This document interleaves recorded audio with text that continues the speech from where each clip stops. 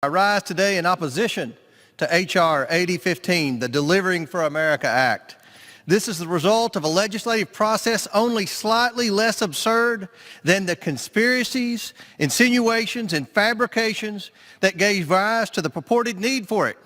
I mean, just this second, the sponsor of the bill says she has data now that we can all receive while we're voting on the bill. I mean, is this data from a whistleblower? We all know your record with whistleblowers. The process is broken. But regardless, we're here today debating a bill to simultaneously hamstring and bail out the Postal Service. We've had no committee hearings or markups. On Monday, we will hear from the new Postmaster General after we vote on the bill. It makes no sense. The result is deeply flawed.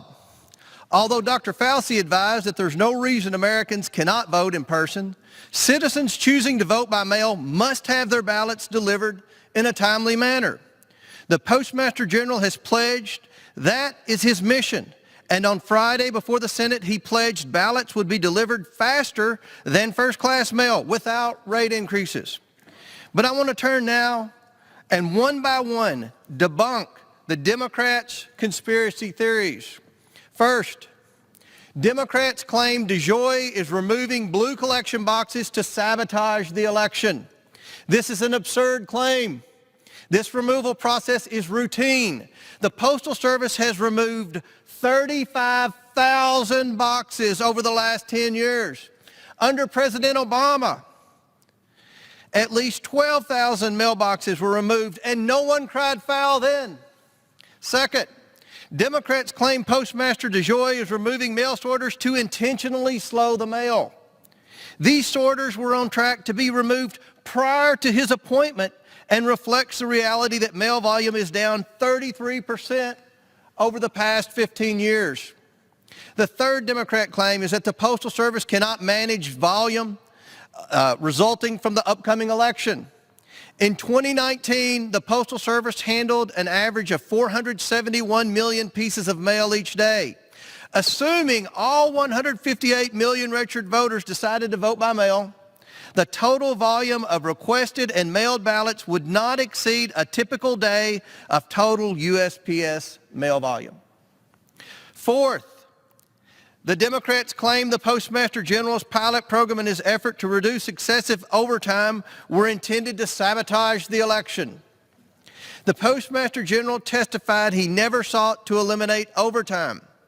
Instead, he sought to get postal operations on time, so there would be less need to rely on overtime and reduce extra mail truck trips. With overtime cost of $1.1 billion in 2018 alone, why wouldn't you try to improve on that? The fifth Democrat claim is that the Postal Service General Counsel sent letters to the Senate election boards to intimidate and stoke fears. Letters were also sent in May, well before Postmaster DeJoy took over. Remember, the Postmaster has only been in office 60 days. Saying what the U.S. Postal Service has been saying for years, that some state election boards have deadlines and requirements that simply do not consider the reality of Postal Service operations and logistics constraints. If a state allows voters to request absentee ballots one day before the election, why wouldn't the Postal Service advise there might be a problem? Sixth, Democrats are acting like any mail delays are new and orchestrated by Postmaster General DeJoy. As I've said time and time again, I've been hearing about postal delays for years. Where there are delays, it makes sense to figure out why, and it makes even more sense to do something to fix them. And finally, the false narrative that the Postal Service is running out of money and will cease operations before the election. Currently, the Postal Service has over $15 billion cash on hand. That's enough to keep it solvent until August 2021 and enough time for us to do the right thing. Like the Russia hoax and the impeachment sham, the Democrats have manufactured another scandal for political purposes. I reserve the balance of my time.